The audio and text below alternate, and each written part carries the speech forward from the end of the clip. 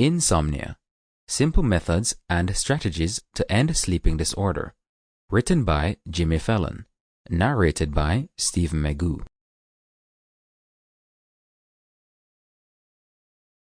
Introduction. It should be a very simple thing to go to sleep. How complex should something be that is an innate ability? It shouldn't take much effort at all. It's an inborn ability, along with other certain bodily functions. When we're newborns, we can eat, sleep, and wet the bed. Our automatic functions continue throughout our lives.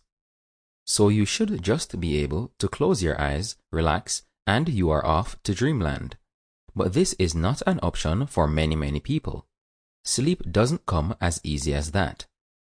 There are approximately 60 million people who suffer from insomnia. These are statistics from the U.S. Department of Health and Human Services and considered accurate. When you break that down, that means insomnia affects approximately 40% of all women and 30% of all men.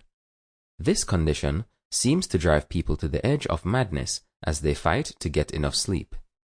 The effects can be devastating to those afflicted, and as F. Scott Fitzgerald once wrote, "The worst thing in the world is to try to sleep and not to." There are so many with the affliction that sleep clinics have sprung up all over the country in an effort to help. Overcoming insomnia may not be easy, but there is hope. Inside this book, we are going to explore the subject in depth to help you get a good night's sleep.